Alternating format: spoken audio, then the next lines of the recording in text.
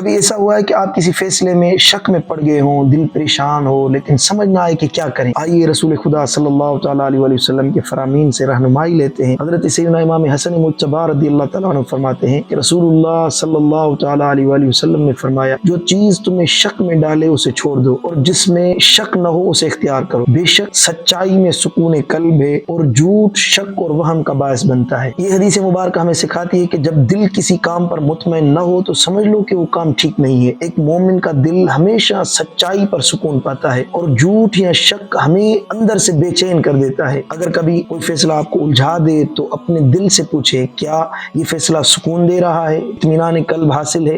سکون والا راستہ اپنائیں، کیونکہ یہی وہ راستہ ہوگا جس پر اللہ کی رضا ہے۔ یاد رکھیں، زندگی کے ہر موڑ پر یہ اصول اپنائیں کہ شک کو چھوڑ دیں، یقین کو اپنائیں۔ اللہ ہمیں سچائی اور سکون کی راہ پر چلنے کی توفیق عطا فرمائے۔